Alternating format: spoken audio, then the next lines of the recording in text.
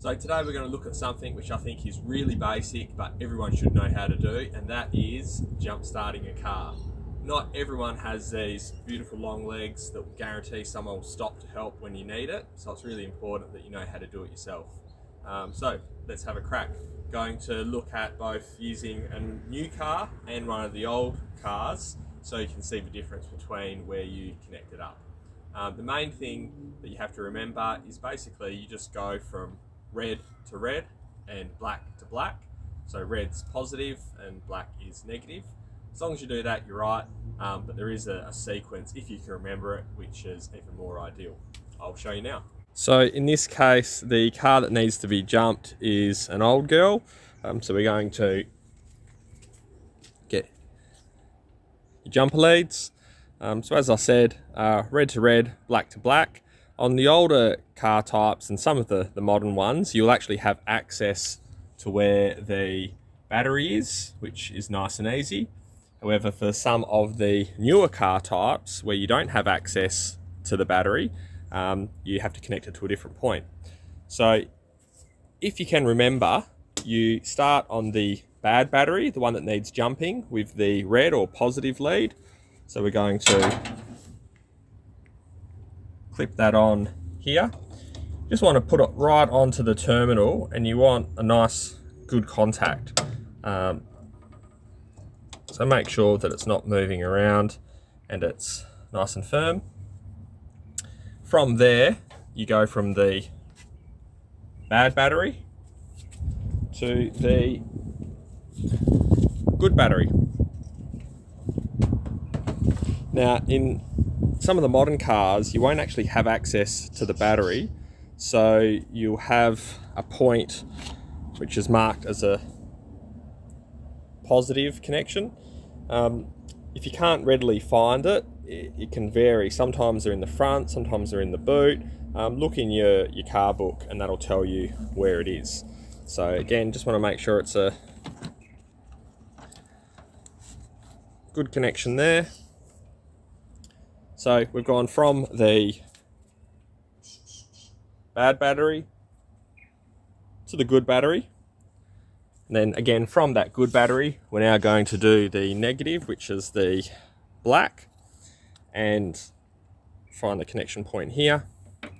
So the book in your car will tell you where to connect, but generally you can connect the black lead or negative onto anything which connects to the car body, which will find its way back to the black terminal. The reason why I thought this would be a good video to do is I have 3 older sisters, and the nicest way of describing them is simple girls. And one of them called me up one day because she was trying to jumpstart her car, and she basically got the 2 jumper leads and just connected it here and here, just to anything on the engine, and thought it would work. So from here, we've connected the black lead onto the good car or good battery, and then we're going back across to the bad car or bad battery. You can see here that it's very common for batteries that have been left to lose all their charge to get some build up. It's kind of like a dusty blue and white build up around the terminal. Don't worry too much about that. Once the battery's fully charged, it'll kind of solve itself. You can just brush it away. So we're all connected up. So let's go and start the car. You go ahead by starting the good car first, or good battery. We'll do that now. So the car with the good battery is now running, and that'll be charging away the dead battery. You can kind of hear the difference.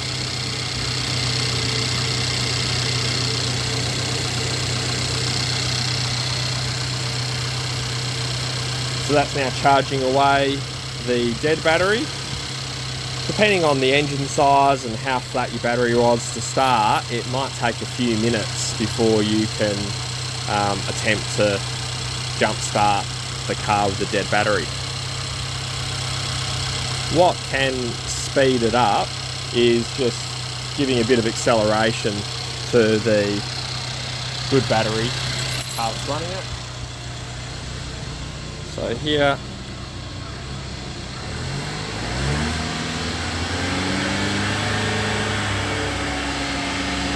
just letting it run with a few higher revs just allows the battery to charge a bit faster off the alternator.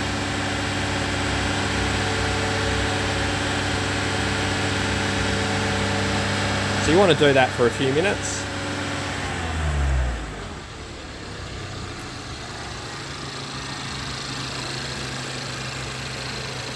Now we're going to give this a whirl. It might be a little bit too soon, but we'll give it a try. If there's no noticeable improvement when you're trying to start the car, then you've probably got a bad connection. So just go back, check that everything is nice and snug. You don't have to worry about sparks and things like that. As long as you go black to black and red to red, you'll be fine. You do just want to avoid crossing over anything, so you definitely don't want to get the black lead and touch it to the red, or the red lead, touch it to the car body or the black, because the car body will also be connected to the black. So let's give this old girl a whirl. Sorry, she's a little bit dusty and doesn't get ridden as much as it should. And yes, I'm still talking about the car, not the missus.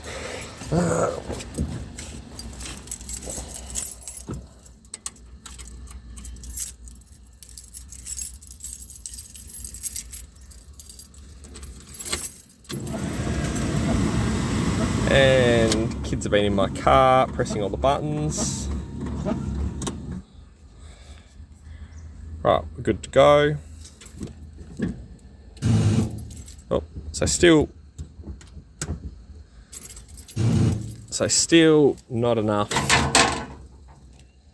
Still not enough to jumpstart. We're going to let that run for a little bit longer.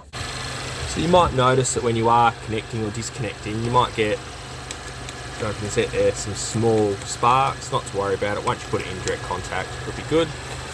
If you do see smoking or really excessive sparking, that means you've crossed over some cables, so just disconnect as soon as you possibly can. We're going to let this run for a little while and then we'll give it a crack. We've had the car running for about 5 minutes now. Let's jump in and give it a whirl.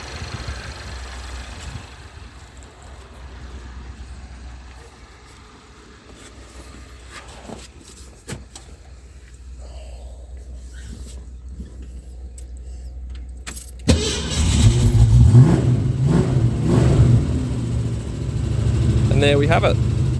Okay, so from here to disconnect, all we've got to do is go in the reverse order. So the last one we put on was the negative to the bad battery. We're going to take that off, make sure it's not touching against the car. Then to the good battery side, take that one off. Good battery, positive. And the recently jump-started battery. So there you have it. That's how you jump-start your car, and you don't need no man.